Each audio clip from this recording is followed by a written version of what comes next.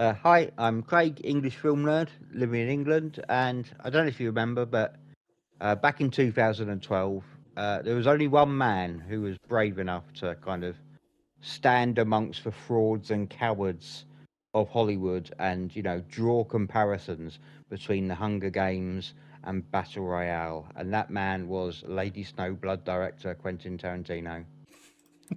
Thank you, Quentin. Your efforts to preserve Asian cinema by just gradually stealing it all is inspiring. Bravo. Yeah. Hi, I'm Kevin Matthews, Scottish film fan living in England, and while I was missing last week, I did tune in to listen to the chat and enjoy the chat, and Craig will be pleased to know that I listened from start to finish, and that's how I learned that Dave actually doesn't know the business. I do know the So, business. I gave the business, I mean, and I you tell. didn't, Dave? I've You didn't- literally you sent said the business to everybody. What do you mean? What are you talking you about? said Where our did I fuck email up? address was raidersofthepod@gmail.com, Oh, that- and that used to be the Twitter handle was Raiders of the Well, Pod. no, that's also the business email because we have two. What? Yeah, you didn't know that? We've always had two. Are you doing behind our backs business? No. I have one that I only use to communicate with the platforms we upload on. The plot thickens. Craig, I think Yeah, we'll have a So that we'll have a UK time meeting later. It's To always believe him been was like a that. Scaredy quick ad-libbing. I thought you knew that. I'm sorry. Well, shit. And apparently this is the fractured and fragile Raiders of the podcast. Yay! Yay. I sense a hostile takeover from Dave at some point. Takeover from Dave. I'm already steering this fucking ship. I don't need That's more. True. We can pretend. I know you're the only one that could do this on your own. It's been a little while since I listened to an episode, and now I'm wondering about these edits. I'm wondering how much of my opinions are making it onto the show. I was surprised Is to Dave be winning honest. every week, even when he's not picking a film? I was surprised that like you spoke so little, and then it was it was an outright win for After the Thin Man. So it's, it was a good listen. I loved After the Thin Man. Best film ever. Thanks, Craig. I mean, I didn't get too many movies watched in the past week because just been busy. But I did watch some that weren't all worth my time. I watched The Devil's Mouth, and I wanted an easy streaming choice that had sharks in it. It was like, that's fine. It's got sharks in it. It's got Catherine Newton. I like Catherine Newton. Oh, unfortunately, it's directed by Jeff Wadlow. Yes. Who, isn't exactly the height of director authorship. But so The Devil's Mouth is basically they end up in this cave system in Thailand, and the guy's saying to them, "Oh, at some point, the other day or the other week, the seawater came crashing in there because we had a storm that bad, but it's okay. We'll be fine going through here." And there's a big shark in the water. It shouldn't be there, but it came in when the waves crashed against the rocks, and this shark just surfed its way into this cave system. And that's all well and good, but you need to be able to see the damn movie to have any tension with a shark possibly stalking a bunch of characters in this. Like, it's just so bad. I turned up every brightness setting I could on my TV and then had to revert it once it's done. Like, I tried to avoid having the dumb stuff on my TV, so I turn off like all the extras that are there that can be distracting from how the image should be. This just didn't get helped by anything else other than turning up the brightness, and it was horrible. Like, Vicky and I were sitting there, and at one point I just turned to her, I was like, can you actually see who's talking to who though? Like, we could recognize a couple of different voices, but I'm like, can you see we're looking at floating heads in a body of water that's underlit, and they're just having a conversation. I'm like, I can't see this. I'm picturing Tom Cruise like knocking on your living room window, like Yeah, what have you yeah. done to your settings? That's, Do you want me to turn them? Do you want me to turn them back? um, it was just bad, and also like remember, I think we all generally mocked the second 47 meters down film because it's another Which I film loved, that but seems to mocked, be but Yeah, loved. we that we mocked seems it to pretty be. hard. You know, I mean, why do they keep basing these films around the idea that sharks are nasty predators, but if they can't see you, it's like no. I don't know, but I mean, fish scream in that movie. It has its own logic that is beautiful and worth papers being written about. And Absolutely. I do get that sharks have like some sight, but no fish has ever gone back to his mates and said like almost got caught today, but that shark should have gotten Specsavers. It just doesn't happen that way. And yet these films keep getting made where folk are saying like, oh, don't move or don't light up this or don't do that. Like if you're in a pretty enclosed space with a body of water and you're in that water, I think the shark knows you're there. Yeah. That's it. You're not going to win that game of hide and seek.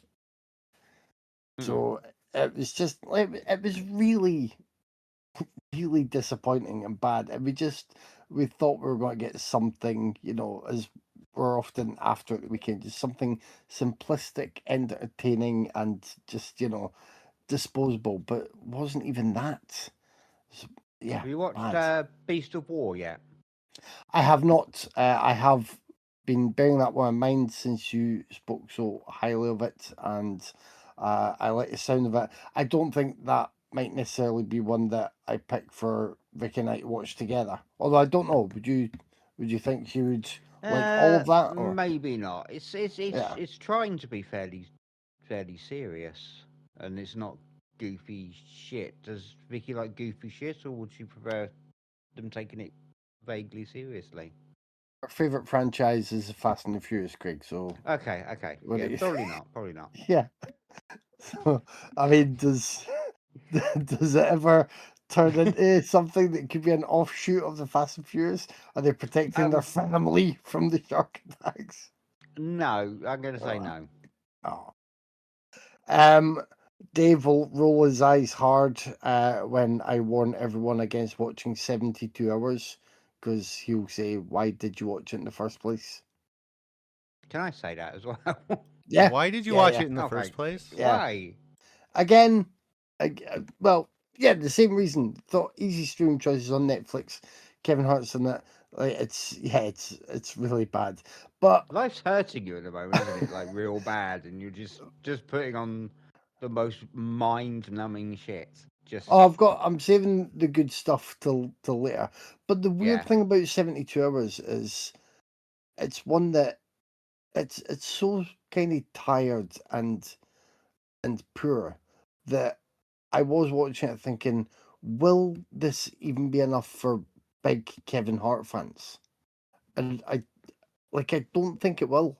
Like I haven't seen anybody trying to big it up and rave about it for screw the haters. If you like Kevin Hart, he's my man and this is great. I haven't seen any of that. Maybe I don't know enough massive Kevin Hart fans, but it's just really, really not great. There's about, you know, three chuckles in it.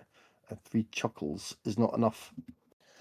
I had a long overdue rewatch of A Knight's Tale. Still have the same problems with A Knight's Tale that I always had, but I like it more nowadays than I used to.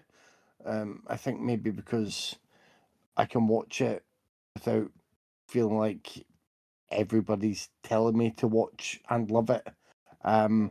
And it's definitely like it feels like the absolute crystallization of Heath Ledger being a star in that film.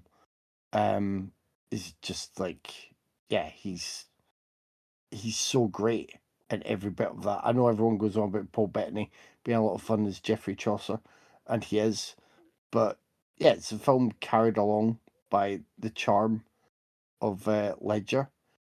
I wasn't really a big fan of the soundtrack choices that they made, apart from the the opening sequence with "We Will Rock You" because that blends in with the more kind of primal beat nature. I like. I think Rufus Sewell is okay as a slightly, dastardly nemesis. I still have big problems with Shannon Sossamon. I think might be how you pronounce her name. Yeah, possibly. She's just not good. And I keep saying to people, like, imagine that film and imagine Rachel Weisz in that role. Like, it's already 4 times better. I know she's not helped by the screenplay. Like, I know there are other issues working around her, but just someone else in that role would have lifted it up.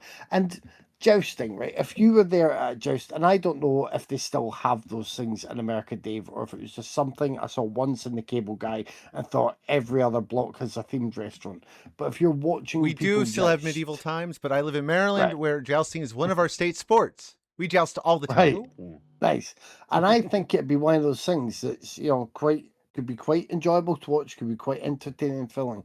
If you watch it in a film, and then there are some necessary edits, when the camera cuts back, I know there are differences in the costuming, but I'm just like, are they following the bad guy at this point, or is this our hero again? Because he's clad head to foot, like the helmet, the armor, everything. I'm just like, yeah, it's not as exciting as it could be, because if someone gets clipped, I'm like, which one got clipped? Who is it?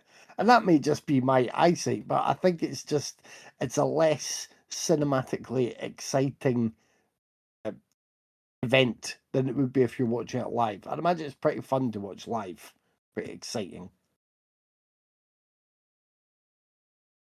I'm taking that's a ringing endorsement from Dave, or he's muted himself. That was a ringing endorsement from Dave. I'm sorry. I was multitasking. I'll show you what I was multitasking in the chat in a minute. And second last but not least, I watched Power Ballad, the latest film from John Carney. I really like John Carney's movies. I think he does great. I think. What else has he done? He did Sing Street. Yeah. He did Begin Again once. I can't remember the last one he done with Eve Hewson, and it might have been just Flora and Son. Anyway, he always manages to find good variations on a theme, and that theme is usually, like music is life kind of thing. Music connects us. Music, brings up memories. Music changes with you as you change, but there are the touchstone points. Really good. Power Ballad you might have seen advertised. So Paul Rudd plays a wedding band singer. He used to be in a rock band.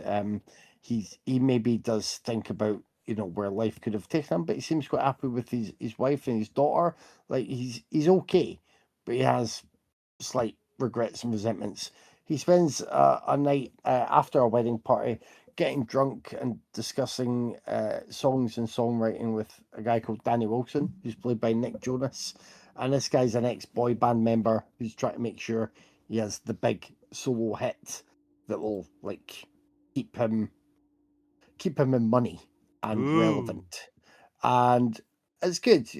There's a case to be made that he's pinched. They work on a song together, and it has this ex-boy band singer pinched the song and taken it to have big success in America. So Paul Rudd's character,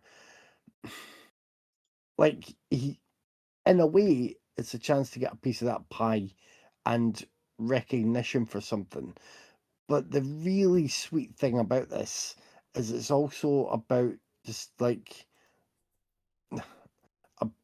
beauty of creating art and how you're speaking to everyone who responds to it, but the meaning of it can be very personal to you, even though it feels universal to some others.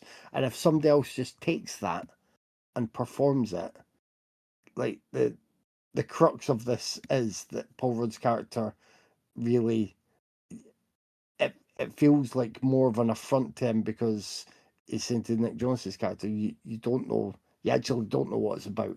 You're singing it, and it's it's nothing really. It's just really good, predictable as anything. Very sweet, very enjoyable.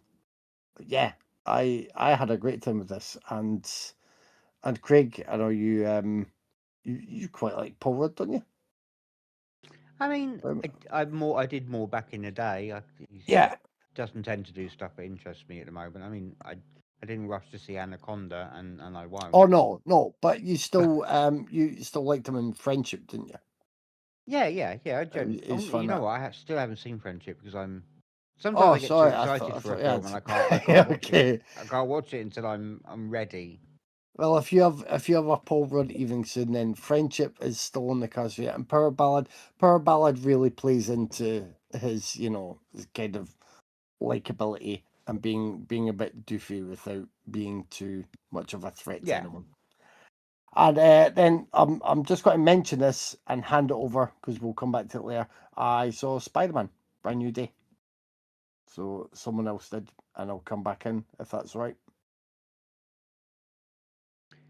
I watched Robbie Banfitz's 2025 found footage mock doc, Tinsman Road, which I spent £15 to rent from the Letterbox video store because it's the only way to see it. It was the only way to see it, and it's still.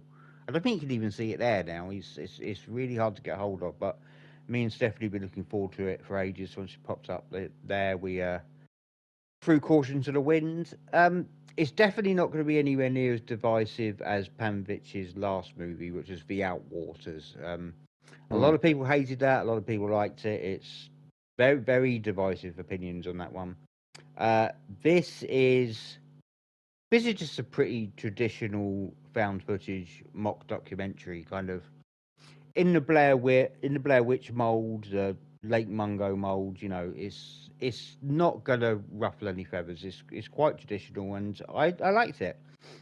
I liked it a lot. It's brutally tense at points. There's some scenes that are really, really fucking tense, but overall, it's more sad horror than scary horror, which tends to be, as I get older, kind of more interesting to me. And there's a sequence in the third act that was one of the most like desperately sad things I've seen in a horror movie in a little while. I mean, it was really affecting at points. I loved it. It's a really good film about.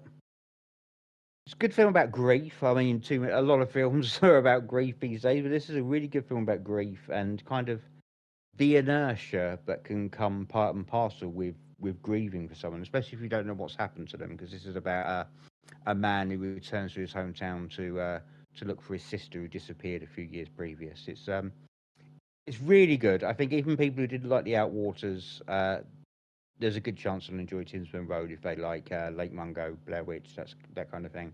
I would ask if anyone else has seen Tinsman Road, but given how I don't think anyone else was splashing out £15 for that one. No, and I hated the Outwaters. So I would have stayed away from it until you've said now that there's a chance I could still like this one, even though I hated that one. Yeah, I don't know when it's dropping at the minute. It's I like the Outwaters. I thought the thing is it throws everything, like the kitchen sink just throws everything and hopes for some of it to stick, and enough of it stuck for me, but I can see how it would really, really grate on you if you're not into it. So I get that. I watched Ben Wheatley's 2026 action thriller Normal. Not bad, I guess. It's Ben Wheatley's really locked into a one for me, one for them, one for me, one for them thing, and this is probably the strongest of Wheatley's director for hire gigs. I don't think this is the sort of thing he's passionate about, but he does a good job. It's kind of Fargo meets Hot Fuzz. Nowhere near as good as either, but it's a small town conspiracy in Minnesota. So very Fargo meets Hot Fuzz, and I liked it. Like Bob Odenkirk is great because he always is. We all love Bob Odenkirk. Supporting cast are really solid. I'm never ever sad to see Henry Winkler. It's pacey. It's funny. The action has some real weight to it. More weight than the action he does in Nobody. It's really it's much more impactful and less stylized, and it's got some good practical gore in it as well. There's quite a few messy headshots throughout. It loses its way in the third act because it takes a story in a direction that really doesn't make any sense and kind of steps all over like the sequence of events that's come before it. It's really a really strange choice for the third act. That really kind of it's still enjoyable but not satisfying, if that makes sense. But it's worth a look overall though, because Bob Odenkirk. We all love Bob Odenkirk, don't we? Yeah. Yeah. The guy rules. Then, after multiple aborted attempts, I watched Scott Mann's 2022 survival thriller Fall. I have tried multiple times, but as someone with like a legitimate phobia of heights, and I'm going to go have a little rant now because I know people who are like, I used to be scared of heights, but then I did a bungee jump and now I'm not scared of them anymore. Fuck you. I couldn't stand on a table when I was 10. Like, shut the fuck up. I hate you people. People don't really understand like how debilitating a fear of heights is, and I have a bad one. So this film had that. It had the kind of make Craig squirm cheat codes like entered right at the fucking start of it. I knew it was going to make me squirm, and I think the first 2 or 3 times I tried to watch it, I noped out pretty quick. Um, it's got a lot of issues. The lead is kind of weak. It's very heavy-handed with the dramatic stuff. There's some really egregious green screen work, and it's just quite silly overall. It's not a very serious film, but none of that really mattered because they are super high up. So I was shitting myself throughout. Like, it's not a great film, but it's really fucking effective if you share my debilitating phobia. Like, I just it, you, I can't help it. They just tuned into something that absolutely terrifies me. So this film, it gave me the ugh, you know. So not a good film, but an effective film. I thought it was absolutely wild when I looked up the trailer for the sequel, and it features the exact same protagonist from this one. Like you continue to climb up really really tall things. Are you fucking stupid? I mean, I watch it, but god damn, this girl is a fucking idiot. I assume you all saw Fall when everyone else was watching it. Yeah. Yes. Yeah, yeah. It just took me a while because even with this shit green screen, I'm like, yeah, you were clearly sitting like 2 or 3 feet in the air. I was still like, but it's fun. I like a survival thriller, and it's a decent enough kind of silly survival thriller with. I mean, with I'm similar to you, Craig. I think we've discussed this before. I can't even remember if you can watch them. My stomach will flip and I will pale watching. You'll see some of those videos of people that are like clambering around the roof ledges. I got to do flips Oh, or jump gaps yeah, that's like horrifying. the Like, free climbers. Yeah, it's like I, I've almost gone just lightheaded and almost passed out with some of them. if I go somewhere where there are tall buildings, that's enough for me. I can be on the ground and I can't look up at the top of them because my legs will give way. I really do not like this shit, and yeah, so that made Fall really effective, even though it's dumb as hell. I won't speak on Dragged Across Concrete because I don't want to disappoint Dave. I'm going to speak on it a little bit. I spoke to Dave in our group chat and said, "Oh my god, this film is so fucking racist and stupid. I'm going to hate it." That was about half an hour in, and about another like 40 minutes an hour in, I was like, "Okay, it's not that bad." Now they stopped being quite so racist and stupid. And then the last hour, I fucking loved. I loved it so fucking hard. I'm like, "This is my shit." This is why I watch movies because I love exactly this kind of shit.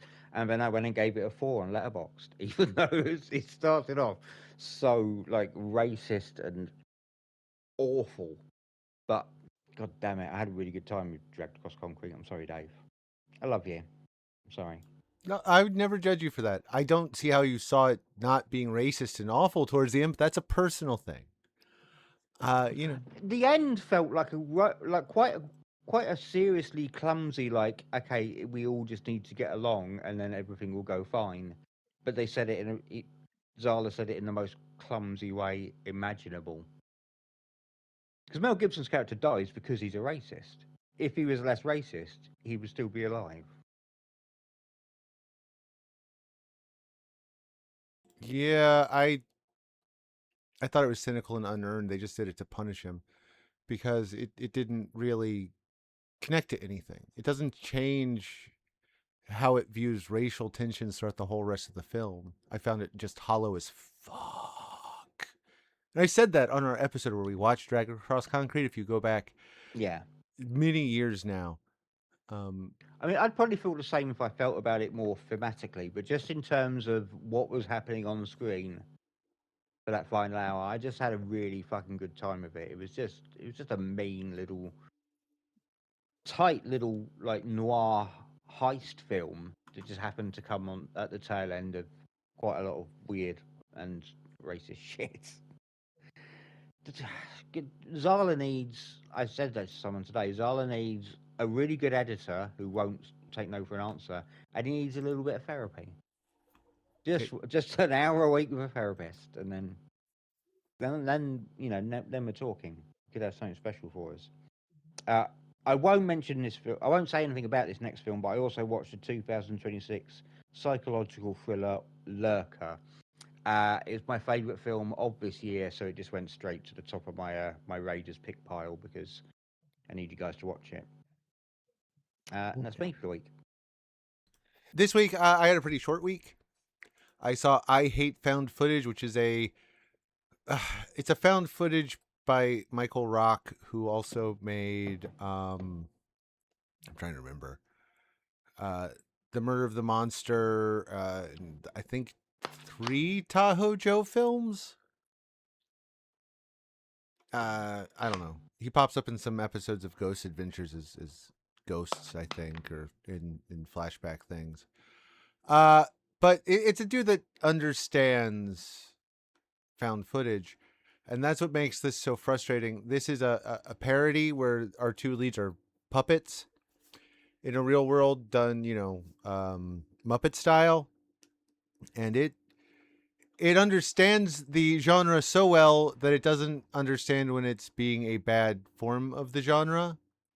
So instead of being a parody, it often becomes what it pretends to be mocking. So it's there. It's short, thank God, but it's not good. And this was used to kick off a found footage streaming network called what's it called? I can't remember what it's called. Found? It could be Found, yeah. But this is not a good start to your. This is not a good way to introduce yourself. And besides that, I saw the 2026 American superhero film Spider-Man: Brand New Day, which I think it's the best of the Holland Spider-Mans for me. It got the character the best. It had some really solid action, even though it's all CG. It was better than most all CG action films I've seen lately. I think it's the first superhero movie I've really enjoyed in a long, long time. And I like Superman enough. I had issues with it, but I enjoyed this one all the way through. It's probably Holland's best go in the character. And I really liked how he worked with both Sadie Sink and John Barenthal. Say what you want about Holland. He is not a great actor, but one thing he does do really well is he works well with other actors. I've never actually seen him in anything where he didn't work well with his scene partners. So, that actually says a lot. And it goes a long way in this. It's kind of one of the problems with a lot of the super stuff for me is where the cast doesn't really gel or work together. It's not a problem in this one. I enjoyed it. But fuck, Mark Ruffalo's looking old. Like, I understand he's like 60 or really close to 60, but damn, I did not realize he'd be looking so old in this movie, and he does. And like, again, yay, you survived, but just looking old. That's all I have to say. It was good to see Michael Mando come back, though. I do enjoy him when he shows up in things. Same. I think it's great though that they actually. I think they did a great job with the marketing here, and I never felt sort of hoodwinked, but was happy that actually they haven't really given much away with the images. Like when you saw, I think it was a montage or something near the start. I was like, oh, there's loads of the trailer shots in this bit, but I was quite happy to get that montage that all felt like proper popping comic book panels as well.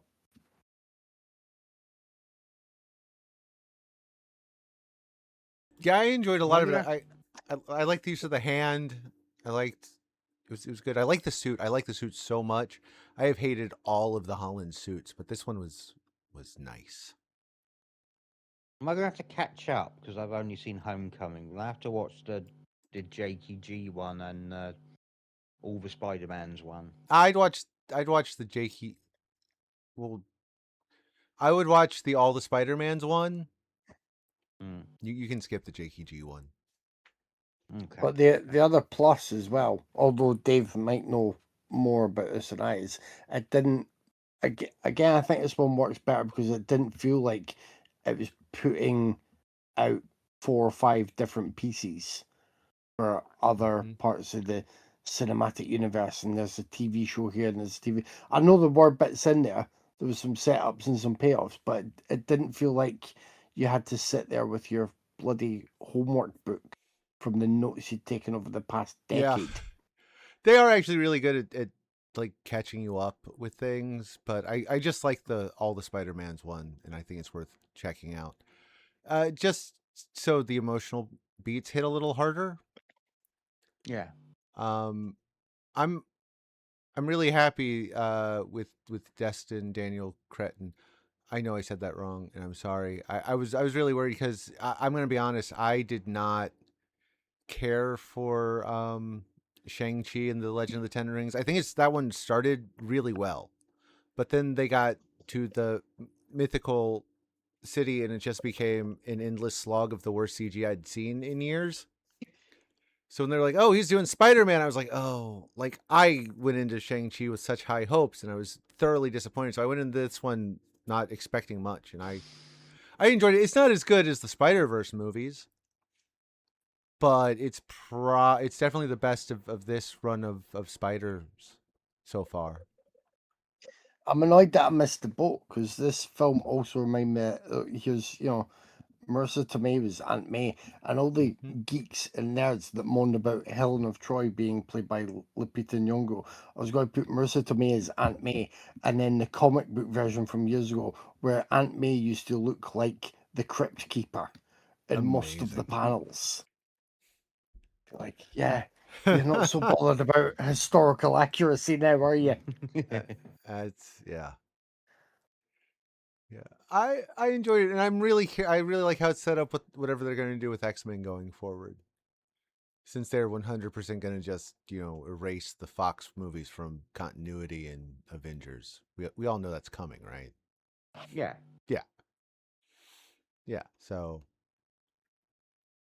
I think it was a good setup and a good film in its own right.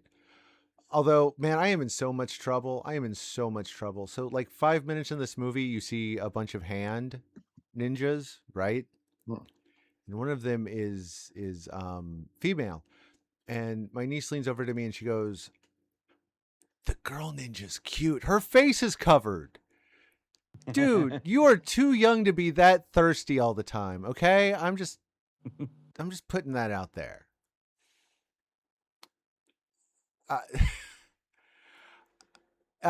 Keith David has a nice little bit. He narrates a nature documentary that's on in the background of a couple scenes. I really enjoyed it. I enjoyed it quite a bit.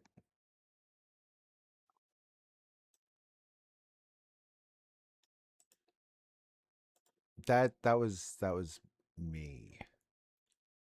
I will say before I move on, the hand leader girl is played by and I'm gonna butcher it. I'm so sorry. Fan Zhao Shuang. She's a stunt performer from the 10th generation of Jackie Chan's stunt team. I think she did stunt work in Shang-Chi also and the Marvels. But, you know, she does good work. So I'm glad to see her getting a bit more to do, even though her face is covered the whole time and I don't think she's allowed to speak from what I recall. But that's all. I like tipping my hat to just how Killer likes performance. That is, yeah. Violent and quiet. Yeah. She doesn't want to have to share the space with anybody else who's talking, but she wants you to beat the crap out of them if she points at somebody. This week. Oh, wait. What'd you think of it overall, Kevin? I'm sorry. Just to make sure before I move on. You don't have anything else to add? I mean, I really liked it. I see some people saying they think it's the best one. I mean, I've liked all of the Holland ones. And although the last one was full of easy member berries and fan service, I really enjoyed that. But I think, you know, my rating could go up. And as I said, there were definitely quite a few images here that absolutely felt like comic book panels just made properly on the film, which I loved, especially because I've slowed up a bit, but I'm still starting from the beginning for all the old Spider-Man tales. I think I'm up to about issue 45 or 46. Like, it's the old stuff, but it's still great fun. Damn, you're going to the early Dark Peter days when he was an angry orphan. Oh, he's so whingy. It's like spending so much time with Tobey Maguire's emo Peter. Yeah. And he's got like 2 or 3 women around him who will look from the side and make eyes and complain about him not noticing, because that's the main storyline of Friend through. So I'm like, Peter Parker has so many women thirsting over him. He's going about like, oh, damn my life. I hope Aunt May's all right. Oh, will I get a woman to date me this weekend? Yeah. Peter had it rough at the beginning. It takes him a while to get his feet under. Yeah, there are a lot of nice little throwbacks and stuff, so it's good. They even do the first Spider-Man issue cover at one spot. This week we saw, for no reason whatsoever, right, Craig? There was no reason we picked these. None. No, random. There's nothing going on in the world that might make you think of these movies. We watched the 2012 American dystopian film directed by Gary Ross, The Hunger Games, and the 2023 American dystopian film directed by Francis Lawrence, The Hunger Games, The Ballad of Songbirds and Snakes. Hey, Kevin? Yes. Would you like to pick a Hunger Games and tell us about it? Sure, yeah. I'll just start with The Hunger Games from 2012. So basically, I mean, it is what Craig joked about earlier. It's kind of battle royale with American teens. There is a future world in which the Hunger Games are a regular thing. Everyone is picked from different districts to represent their area. And when Katniss Everdeen, who's played by Jennifer Lawrence, when her younger sister is picked, she stands up to volunteer as tribute. So she ends up on her way there with Peter, who's played by Josh Hutcherson. And yeah, they have to go. They have to survive, but also they end up learning how to play the game in terms of ratings and popularity with viewers, which is something, because Katniss is helped by the costumer, and Peter is helped by just being a bit more savvy about TV. I cannot ever think of his character without thinking of it in a Family Guy style. Sorry, Peter. Yeah, so Dave will be shocked, nay, maybe even just completely astounded that I've never read any of the Hunger Games books. I've shat myself in shock. I'm going to be presumptuous and say that Craig hasn't read them either. I think us non-readers will band together on that one. Oh, I'm a non-reader. That's what a shameful thing to call someone that is so accurate. Well, in relation to this series, anyway. Yeah. So I don't know how it compares to the source material, but I've never been the biggest fan of the Hunger Games. Like, it's not a bad, I guess it's not bad for what it's doing and the target demographic. Obviously, it walks a pretty good line between having the dystopian horrors spread throughout the plot and having some star-powered entertainment throughout, whether that is Lawrence, who's great here, Hutchison, who for a long time was my favourite of the young up-and-coming actors thrown into everything for a good few years at this period. And then you've got little moments for Donald Sutherland. Woody Harrelson's great in this. I really like Elizabeth Banks in this as Effie Trinket. She's ridiculous and wonderful, and I think it's a great performance from her. Because especially Banks is someone that I think over the years has just been a little bit dismissed just because of how she looks rather than what she can do with the right material and what she does with her career. Wes Bentley, Stanley Tucci is absolutely superb in this. Scene stealer extraordinaire as the cheesy TV show host, and Toby Jones. So lots of great people in the cast, but I don't know. I think at this point in the tale, I don't really get enough like in terms of how capable and courageous Katniss is. I think perhaps the bravest thing she does is volunteer for tribute in lieu of her sister. There is it's quite an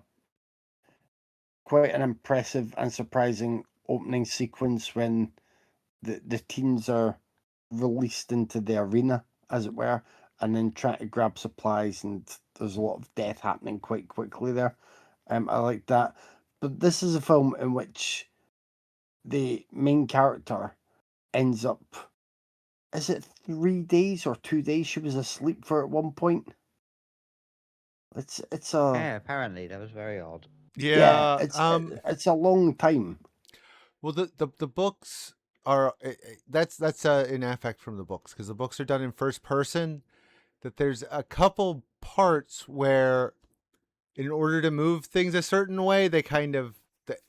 Have you ever read The Hobbit?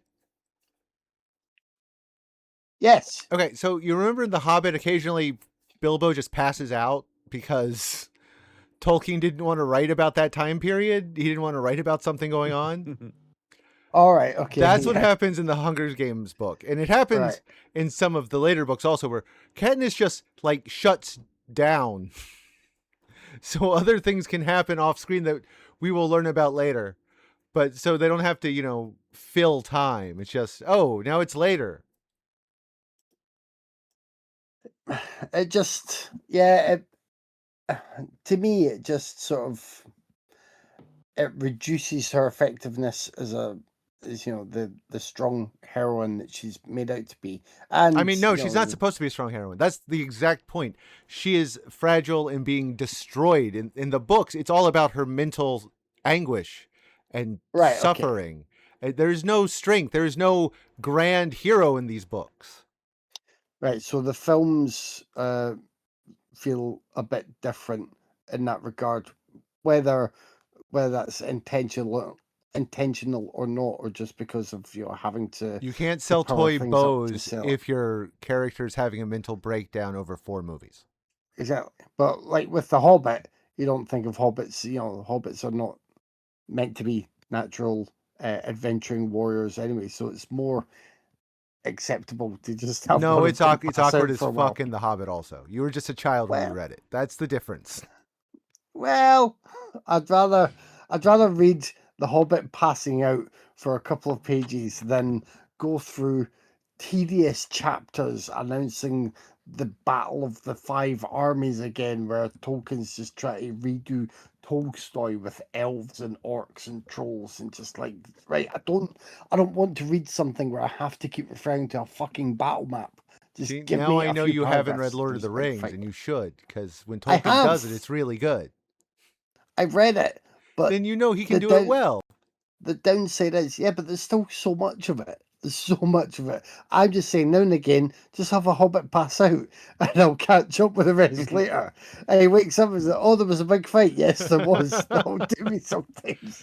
I mean, yeah, that. But it's That's all. no, and Lord of the Rings I don't was disagree. I much more don't of a challenge. I don't disagree on paper. But yeah, that's why it's in the books also. She passes out so things can happen.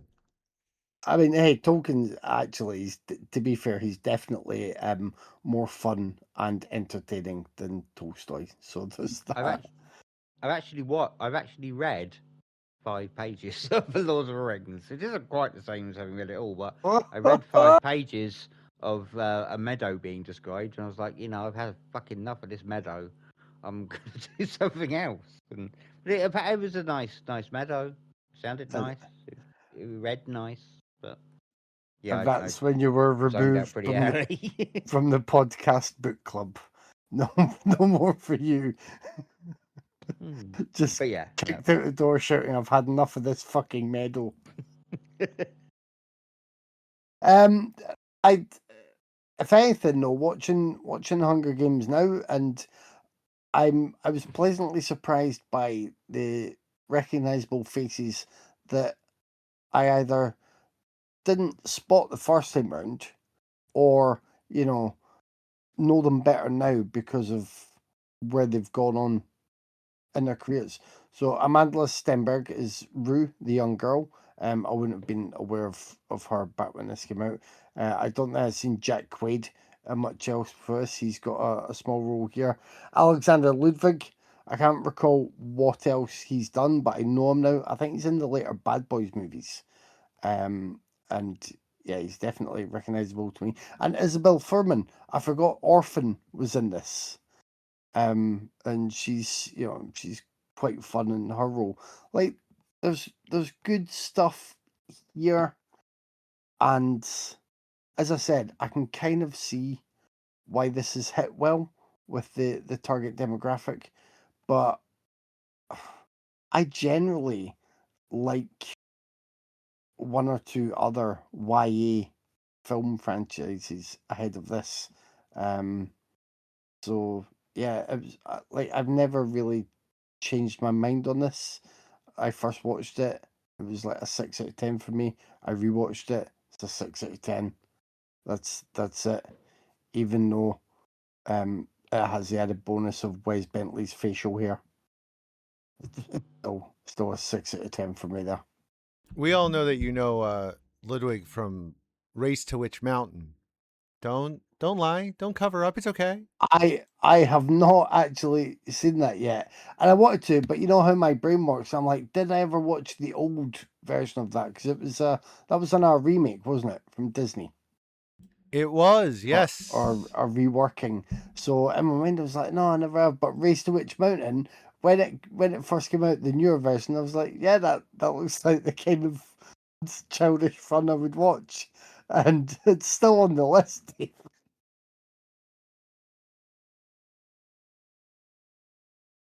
Am I going? It is your turn, yes. Go on, yeah. Okay. This is my second viewing of the Hunger Games, first being in the cinema, I think, way back in 2012. I liked it then, and I like it now, I think, I mean, first of all, it's a film about a civil war in the United States that was apparently won by an army of bitchy queens who put all of the straight people in camps. That's pretty irresistible. Come on, like that's pretty magical. I really wish that was true. These movies would be so much better. Every time they cut to people in the capital, it was nothing but queens, nothing but the bitchiest queens. Like the makeup of that city was 90% queens. So I don't know how that's happened. I don't know how the Civil War has worked out that way. Maybe they just murdered people while they were cutting their hair. I don't know, but queens have taken over, and I like that. I like that. Like I said, irresistible. But I don't know. I just kind of find it engaging and entertaining for the most part. I'll get the negatives out of the way first. I'll do those bits. Like Suzanne Collins, is that the author? Yeah, Suzanne Collins. She clearly graduated with honours from the George Lucas School of Insufferable and Stupid Names. Every time somebody's name is read out in full in this book, I just roll my eyes and groan. They're just every name in this film is eye-rollingly stupid. Just shut the fuck up with your stupid bullshit names. I hate them. I hate them so much. The first 20 minutes are just generally rough, I think. There's bad fucking camera work. It seems to be going for an almost like documentary style handheld thing, which doesn't work at all. It just looks really it just looks like the cameraman's a little bit drunk, and horrible fucking color grading as well. Like I get it, it you know, they're in a depressing place, but why are they grey? People aren't grey. It's really, really over the top color grading, and some of the imagery kind of bothered me. Like they're pushing for this kind of World War II sort of imagery, and it's okay. Like the fascism aesthetic works, but once it feels like it's recreating Holocaust imagery, it just felt icky. Felt a bit icky and inappropriate, given that it's the Hunger Games. It's not anything more serious than that, and it just gave me a little bit of an ick. Things improve once we head to the capsule. Like it is shot a lot cleaner, but it's never a particularly interesting film visually. I don't think, outside of the costumes, which are fucking excellent. Like again, I'm shocked that the face of fascism is as fabulous as it is, but at least it's not boring. But visually, this is not an interesting film. But the biggest issue for me is the narrative and the narrative edit. It's really fucking rushed. Like it barrels through this kind of light misting of relationship building and character development, and the cast are asked to do like all of the work, like all of it, which they do, but it means that when you're watching it, there's a real disconnect between the relationships the cast are selling and the development of them, which we haven't seen. So characters are like crying their hearts out about the deaths of other characters, and we're like, you've literally known each other for 2 minutes and have spoken 5 words. Get a grip of yourself. And it's just because it's so rushed, and the actors are doing the work, but because it's so rushed, it just seems overwrought, and it's not. It's just rushing through the actual, not doing the actual work, which is a shame. Like, I don't have a problem with like creating characters through performance alone, but it needs to be done well. And here it's clumsy. It doesn't serve the cast well, and when you're doing like inter-character dynamics, they have to be built from the ground up organically, for them to work. And the only organic thing I think on this set was Woody's weed delivery. Everything else is shockingly inorganic. It's just bullet points, just a series of bullet points, and it does no favors to the actors who are doing such a good job, because they carry this fucking film. They do so much fucking heavy lifting. They are the reason this works. So the reason that I enjoy it at all is the cast. Like Tucci, fantastic. Harrelson, excellent. And Elizabeth Banks is fucking fantastic in this film. They are all like top tier, 10 out of 10, no notes casting choices. Like Banks, when I watch Banks, it's like she's got this whole internal life as this character. She's like the friendly face of an ongoing atrocity, and she genuinely seems to like, she thinks she can make it a little bit more palatable for people just through like sheer unblinking optimism. So you get these little moments where she does these teeny little micro pauses where she's expecting people to like applause or just react in a positive way to whatever she's saying, and she's kind of a little bit like taken aback, like why aren't you happy? I'm being so positive. It's like it's a really funny performance, and it's a funny performance that becomes sad and horrifying because it is so funny. If that makes sense, I think Elizabeth Banks is fantastic in this fucking movie. Amanda Amanda Stenberg, adorable as Rue. They give a really strong performance in an underwritten role, which is one of the themes here. Just another underwritten role. Like Josh Hutcherson. I've enjoyed him in loads of stuff. I love the movie Detention. He's fantastic in it, but he suffers more than most from being underwritten. I think he is basically he's just a puppy dog. That's all he's given, and he does his best with it. He's a good boy. He's a good puppy dog, but it's it's not a great role for him. Uh, Jennifer Lawrence, who I've loved since Winter's Bone, and I don't think for me, she hasn't given a bad performance. She's been in bad films. She hasn't given bad performances. I think she does the most out of everyone to like elevate what's on the page here. I think she's perfect. I think she's everything you want the first spark of a revolution to be. Like, she is really vulnerable and really fucked up by the events that are unfolding, but she has that steely determination that as the film can go on, it can kind of it gathers in intensity as events unfold. It is a performance that you can build a franchise on. A lesser performance could have stopped this series at the first movie, I think. But Jennifer Lawrence is excellent. Yeah, I could do without Liam Hemsworth because he's genuinely bad. But the writing's not good for him. The writing lets him down, even if he's generally a bad actor. Like, he's if you're watching The Woman You Love on TV and she's surviving the televised death match, you should be like, yay! You can't be visibly sulking because she kissed another boy. That's a red flag. Like, your friend's alive, cheer the fuck up. But yeah, the cast lift this out of mediocrity.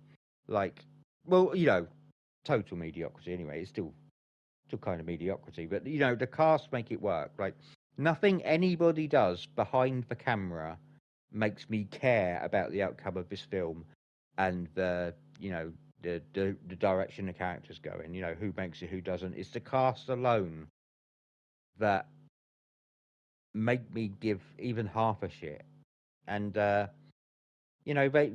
give enough, but this is engaging right the way through, even though it really shouldn't be.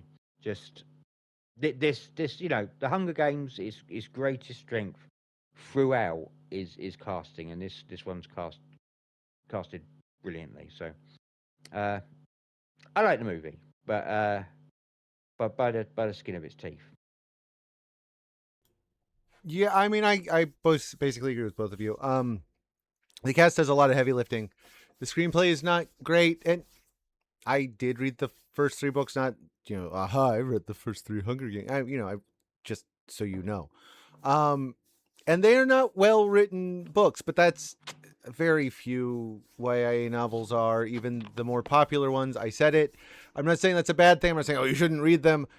I'm just saying that they are not the best written things, and that's kind of the thing with the Hunger Games. It's where the idea is really good and it's visceral and you can get enjoyment from it, but it is a little lacking, and when it comes to a film adaptation, that is doubled down. But they do a lot of smart things here, taking the view outside of just Katniss, which, don't get me wrong, Katniss is a strong lead, and it's in the books that the scenes work really well, but it is better to see more of the world, which we're allowed to get. Like, there's no scenes with President Snow in the book. There's little with the folks working on the games, I mean, so it's nice to see just that little bit more, like getting to see Harrelson work behind the scenes and stuff is a nice touch. There's a lot of really good things. Harrelson knocks it the fuck out of the park. He's absolutely fantastic in this. It is not a well shot movie. It's just one of those ones where when it comes to technical aspects, it fails on a lot of levels, but the cast is so good that they really do carry it across the finish line. There's a sorry to butt in. There's a bit where Katniss eats or is something hallucinogenic gets in her system somehow. It was from the stupid bee the things. bees, They the sting her, bugs. and when she starts hallucinating, it's a really nice effect. And I remember it's a really nice effect because A, it was a nice effect, and I was like, B, they're actually doing something visually interesting in this film for the first time, and it's been an hour or so. And the last time, because it's all it's all downhill visually from there. And those fucking CG monsters at the end, ugh. I mean, again, it's fine for what it is. You know, I mean, I enjoyed it. The cast has some really good work. You know, there's really not much more to say about it. Fun fact, though, Quaid is still questioned about murdering Rue to this day. Son of a bitch. When he goes places, people still give him shit for killing Amanda Stenberg. That's actually one change from the book that I think is fantastic, is you get to see the District 11 reaction to Rue's death, which that and the scenes with President Snow, I think, really go a long way to justifying changing the perspective, because Katniss is very internal, and it is hard to do that on film. Not impossible if you're a better director than Gary Ross, but it's difficult. So the way they go about it, I think, is really good. Yeah, but I agree. It's fine. It's an enjoyable little movie. I watched 3 of them with my niece this week of the first 4. We enjoyed the second one also. We didn't finish the third one, and that's just because they're kind of long. The other movie we watched this week was The Hunger Games: Ballad of Songbirds and Snakes. Hey, did you guys know that this was a prequel? Sure did. Yeah. This is a very, very long prequel directed by Francis Lawrence and starring Tom Blythe, Rachel Zegler, Hunter Schafer, and Jason Schwartzman, with some Peter Dinklage and Viola Davis. This tells the story of future President Coriolanus Snow as one of a handful of Academy students selected to be the first mentors in the 10th annual Hunger Games. Zegler plays his tribute, also from District 12, because nothing fucking happens in these if it doesn't involve District 12 people. His tribute, Lucy Gray Baird. Gray Beard. They call her Lucy Gray the whole time. I kept forgetting she had another last name. So he can earn a prestigious spot that his instructor Peter Dinklage is desperate not to give him. Viola Davis plays the designer of the game. Again, I think a lot of the cast is really good. Rachel Zegler does everything she can with the role she is given. And I mean that literally. She lifts so much, it is not funny. Hunter Schafer's really underused as Tigress, Snow's sister. I can't remember what their relationship was. Cousin. Right. She goes on to become a stylist and is in the 4th movie, played by Eugene Bourdant. I said your name wrong. I'm sorry. There's a lot of throwback characters in this. In the sequel coming this year, there's even more throwback characters. Viola Davis is wonderful. She is the best part of this movie. She goes full B-movie scenery chewing villain, and I adored every moment she was on screen. Actually, every moment she was on screen was the only moments that weren't painful. Except for Zegler, who does a lot of heavy lifting with a very thankless role. It is not well written. It is not. She injects so much charm and personality into the flattest film character I've seen in a long time, and I've watched a lot of Tyler movies, so I know what I'm fucking talking about here. This movie is 2.5 hours of somebody going, yeah, well, Hitler wanted to be an artist. because we follow our awful, racist, sexist, oppressive, authoritarian Coriolanus Snow when he's a child. But the thing is, he's still a terrible, terrible piece of shit. There's nothing good about this guy. He learns nothing. He gains nothing. He is an ass. He is a manipulative, vindictive, horrible ass the whole time. So, like, I don't get why the movie keeps acting like we're supposed to think he isn't. Or why we're supposed to root for him at all. Honestly, there's better, more interesting characters around him. And it's not the actor's fault. I will say, I think Tom Blythe does the best he can with what he is given. I really do think that. He's just not given much to work with. And it seems that all of his experiences in this movie meant fucking nothing to him. Because he looks down and hates everyone in the districts when he should see all these troubles are caused by him and his people. Like, how do you survive through this and not see? Anyway, I don't understand what the point of this fucking movie is. It doesn't land what it's going for in any way, shape, or form. Now, I haven't read the book. Maybe the book works better. Maybe the book has more shades of gray. But as presented in this, I don't get what the fuck the point of the story is. Like, hey, Hunger Games. I do. Do you? But, we'll get to you in a minute. We'll get to you in a minute. Because to me, it was just, hey, the Hunger Games have been going on a long time, but we fucking knew that because in the first fucking movie, they tell us it's the 84th. So no fucking shit, they've been going on a long fucking time. I hated this movie. I've hated a lot of movies we have watched, but this is one of my top bottom. This is one of my bottom 5 most hated films. I was in so much pain and so bored watching this movie. I had to keep fucking stopping it. You know what? Fuck Sci-Fi West Virginia. I don't give a fuck about them and their special tributes, okay? Fuck y'all. I don't need to see you guys ever again. Go the fuck away. And I'm going to see the new one. I'm going to see the new one because that trailer was actually pretty fucking good. So fuck me sideways. There's too many fucking musical numbers in this. There's like 6 musical numbers. Why I get it. She's a singer. You got that across the first time. And when it was important, I didn't need 4 more after that. I hated so much of this movie. I will say that it is better shot than the first 3 movies. It is better edited than the first 3 movies. Jason Schwartzman is atrocious in this. I get what he's going for, but he is such a massive step down from Stanley Tucci that the whole time you're watching it, you're just thinking they couldn't find anybody better. Somebody who could do this. Stanley Tucci.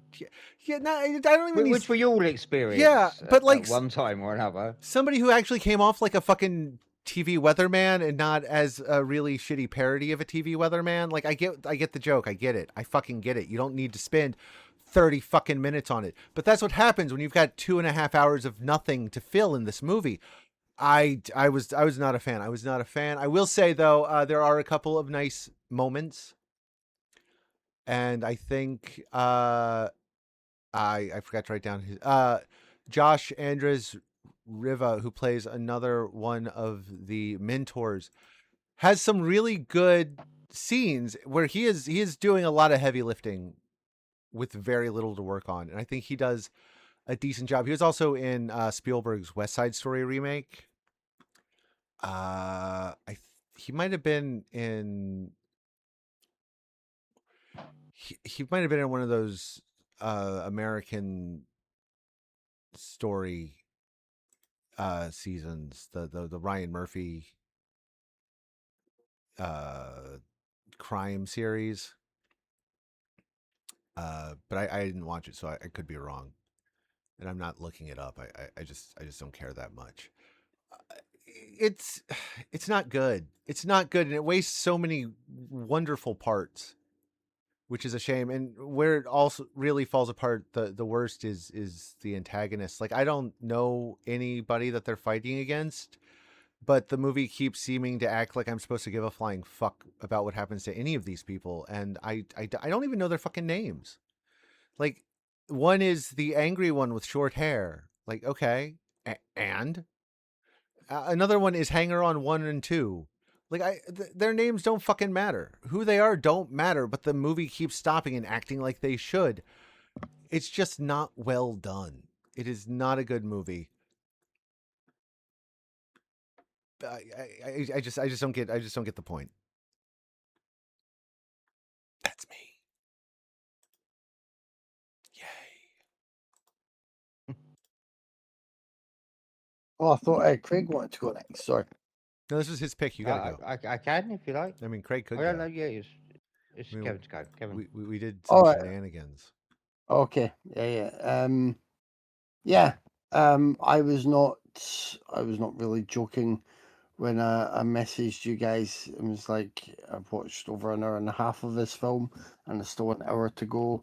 What is going on? Yeah, I really didn't like this at all.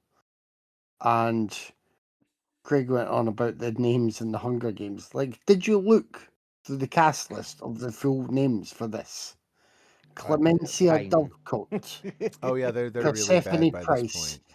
Gaius Breen, Vipsania Sickle, Domita Whimsywick, Hilarious Heavensby.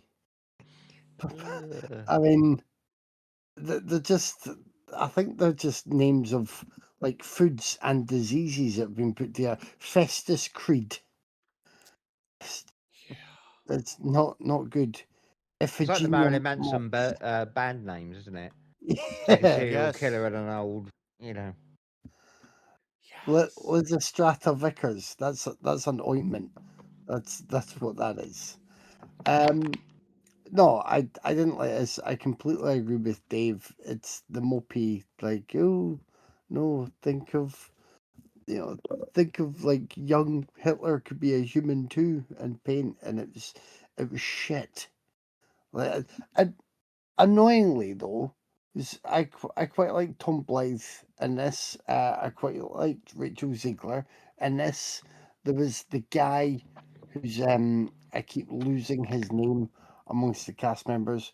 The guy who I said to you two that he's got a bit of a young Vincent D'Onofrio vibe. Oh yeah. I liked him, who played the he played the friends.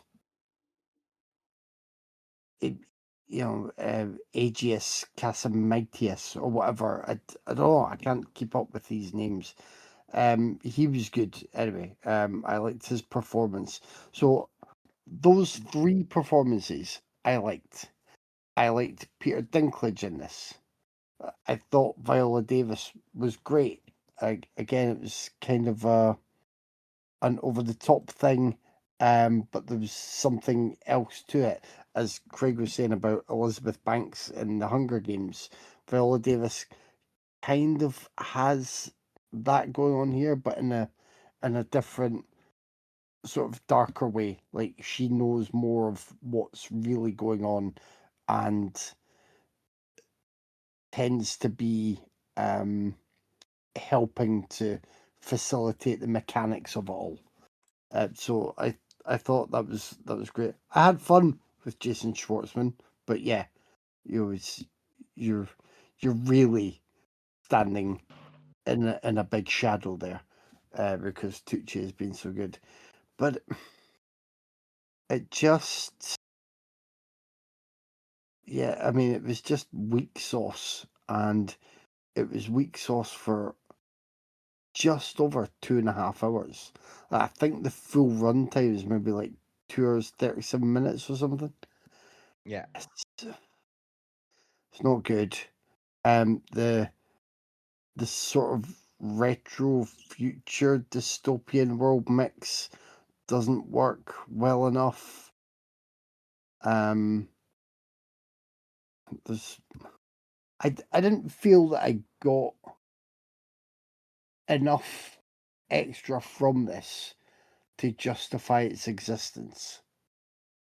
Like there's nothing here that really showed pieces getting moved into place to then think, oh, yeah, that's why people have started to think about the Hunger Games. That's what's going on. There's, the closest you get is a little, a very short speech from Peter Dinklage's character towards the end, which really kind of sums up everything, in terms of the genesis of what we're all seeing.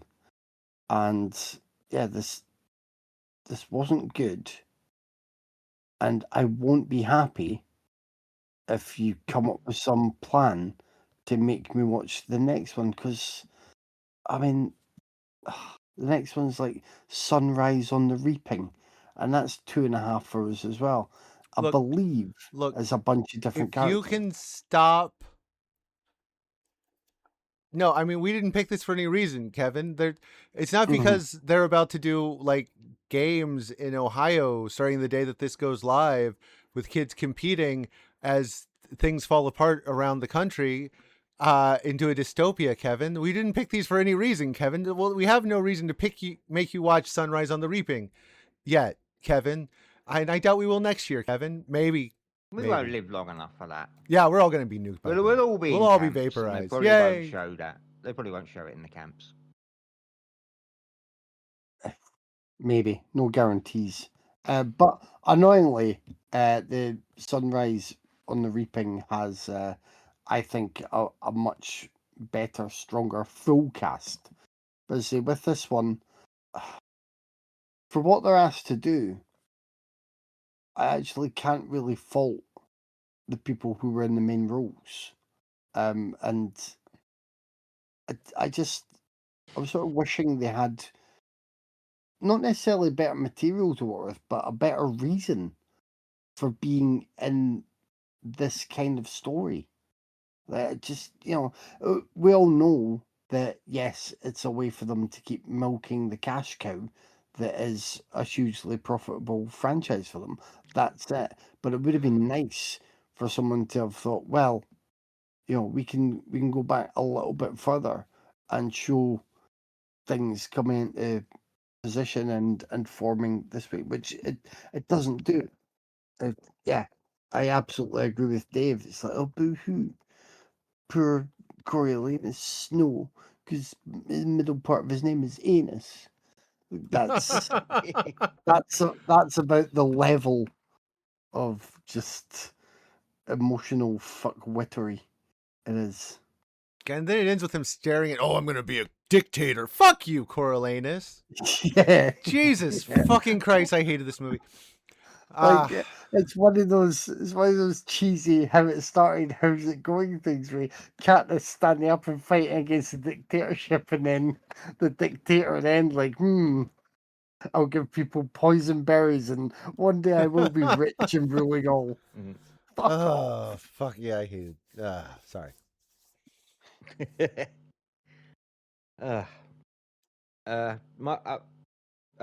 for me? Time for Craig? Well, yes, no, real quick, but before you combo break us, is The Long Walk any good? Because I was looking at Francis Lawrence's filmography, and I was wondering if I hated all of his movies, but I haven't seen The Long Walk yet. So got a really good cast and two really, really good leads, especially David Johnson. Yeah. So it's like all his stuff that almost works. Like Constantine is not good, but who doesn't love Keanu? I Am Legend sucks, but Will Smith is at his best. The Peter Stormare Devil in Constantine. Yeah. It gives like, it's a terrible adaptation, but it gives it a little bit more, so I don't totally hate it. But he did. I can't believe I'm asking this, but have you read The Long Walk, Dave? I have, but it's been a long time. Well, I mean, the thing with the film is it is also working against some pretty tough going Kingisms. If you remember some of the stuff from the novella. Yeah. But I agree with Greg. It's good. I think they do make some good choices in how to adapt it.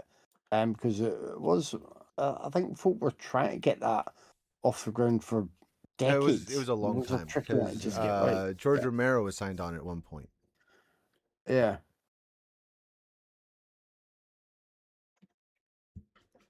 I was just wondering because, like, I've hated all of his movies, especially Slumberland. That was one.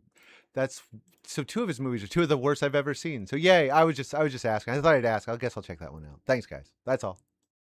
I mean, I was going to say to you, like, I challenge you not to care about Cooper Hoffman and David Johnson in that film, but it is you we're talking about. So, maybe I don't know, but you know, they are hugely. I mean, I can turn off the care faucet leads really easy.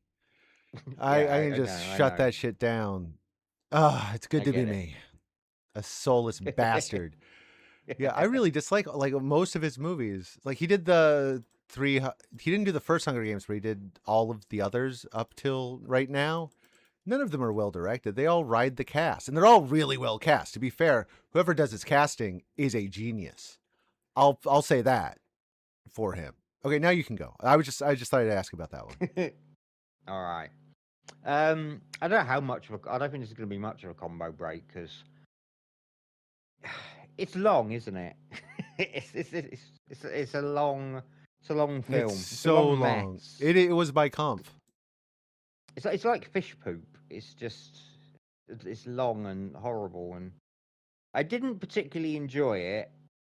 But also, I was hugely frustrated by it because I have a different take on the core of this story, what I believe to be the core of the story, and I think it's an idea that has a really good potential. For me, this is a coming of age story about a sociopathic monster who is in deep denial of who and what he is, and meets a woman who bewitches him so much that he wants to possess her. He doesn't care about her, but he doesn't also understand his feelings. He just wants to possess her, and they go on this journey together.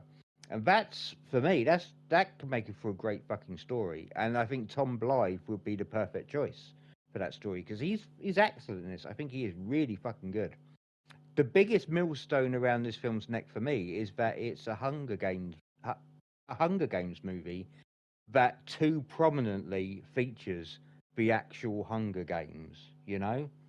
There's too much Hunger Games in this Hunger Games film. I really like Rachel Zegler. Like, I think she is crazy talented and just absurdly likable. It is fucking crazy. Like, people who bitched about her Snow White role, they're idiots. Those people are idiots. Like, I've never seen another actress who feels more like a Disney princess, an animated Disney princess, has stepped off of the screen and is now standing in front of you. It's crazy, and I even like her singing voice. I really like her singing voice.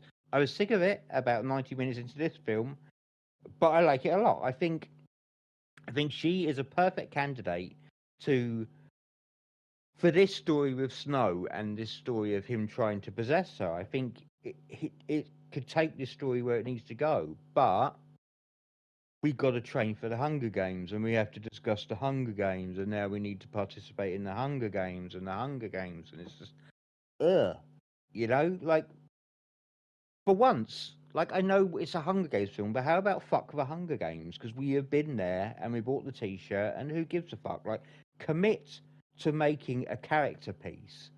Don't half-ass it. Don't just kind of gently rub against it. Make a character piece because the parts are there. Like, the best part of the film for me was the last hour. I enjoyed the last hour of this film, even though I had checked the fuck out at that point. Because if this was a casual watch, not for the show, just, you know, just a casual watch, I would have switched off the second I saw the part 3 chapter card.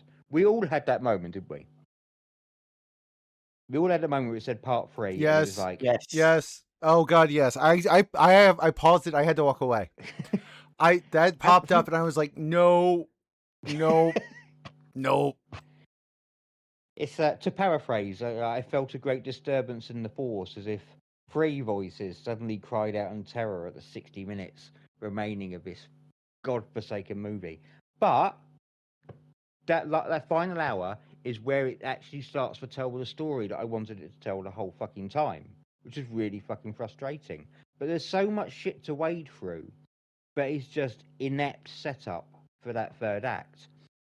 You've got so much like criminally rushed character development. Like again, Tom Blythe is excellent, but he gets the most fuck-witted tell don't show character development throughout. It's really I felt for him. Like there's so much weightless action. Like there's no weight to the action. There's so much shitty CGI. Like why can't people do CGI dust? What the fuck is wrong with you? There's so much like witless exposition. And once again, like you have Viola Davis, who is incredible, and Peter Dinklage doing this witless exposition, but it's still like vaguely insulting gruel being spoon fed into your mouth, and it's not interesting. Like Dave said, I think it looks a little better than the first film. It's all I know. There's a lot of the film is staged like it's a musical. Like every scene they're going to burst into song, which is I think is kind of an interesting choice. You know, aside from I think it's an interesting choice. I think it's poorly lit, and there are a handful of like ugly drone shots, but it looks fine.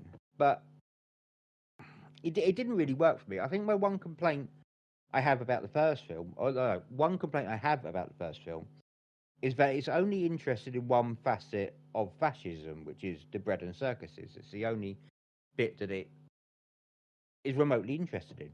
This had an opportunity to tell a different story, like tell the other side of this tyranny, but instead it keeps giving the circus the most central role in the story far too often because it's called the Hunger Games. So that's the center of it, and it shouldn't be. Like if the first half was as interested in Snow and what drives him and who he is as that final hour is, they could have had something. But it prioritizes entertainment but doesn't entertain. And you know, some might say that that's the very purpose of entertainment, to entertain people. I I really do see I haven't read the book, but I see a seed of an interesting story about a man who is not it's not about feeling sorry for him. He is evil from the very start, but he's also quite a young person who doesn't really understand that he's evil and comes to discover this over the course of the next 2 hours 40 minutes. But it does not. It. I want it to like. I want it to try. I want it to grab that idea and go with it, and it doesn't. It just leaves it hanging until the last hour, and I don't blame anyone who is so checked out by the time they reach the last hour of that film that they don't care about anything that happens on screen, which is a shame because Blythe deserves better, and Ziegler deserves better, and Viola Davis deserves better. It's just,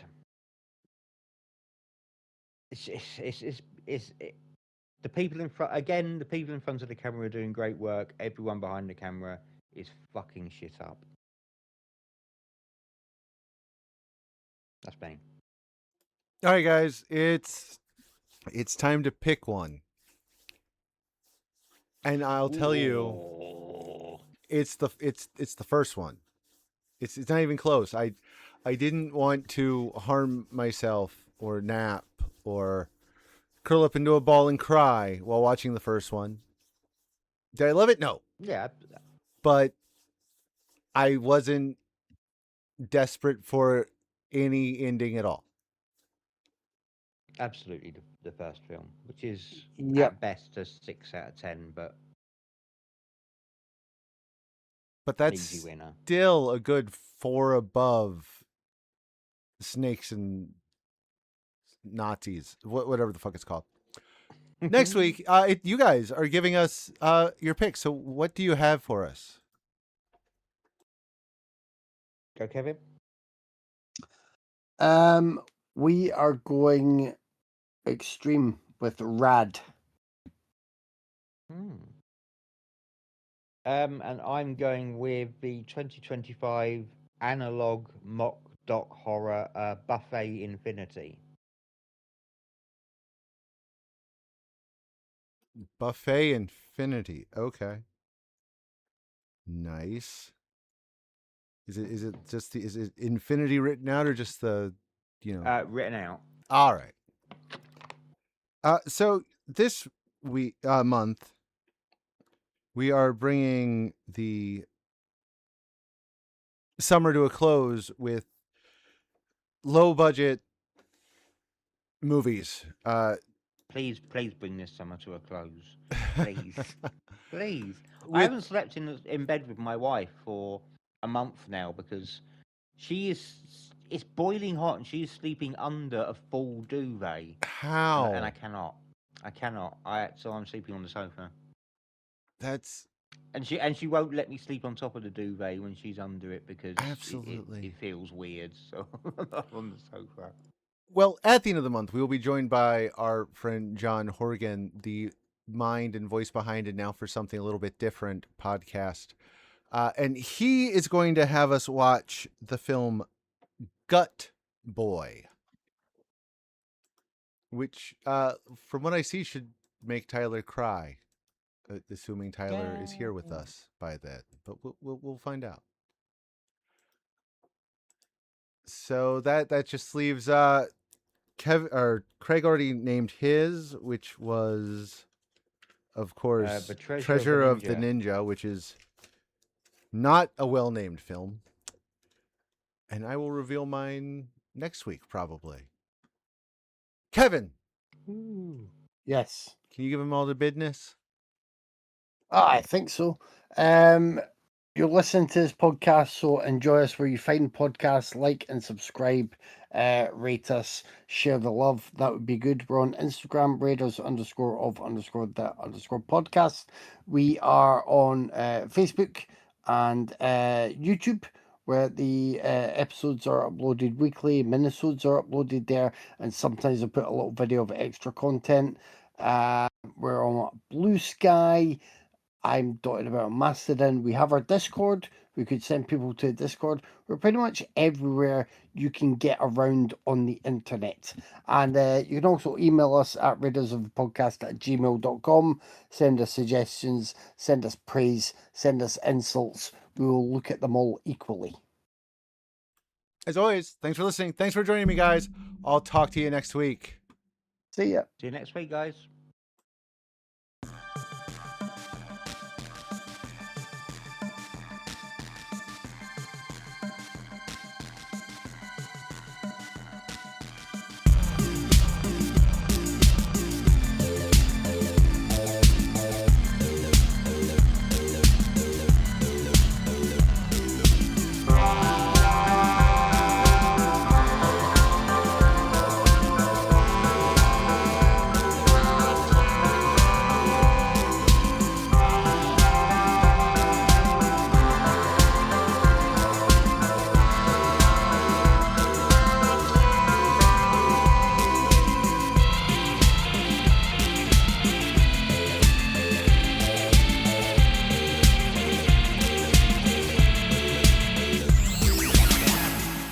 What the hell was that?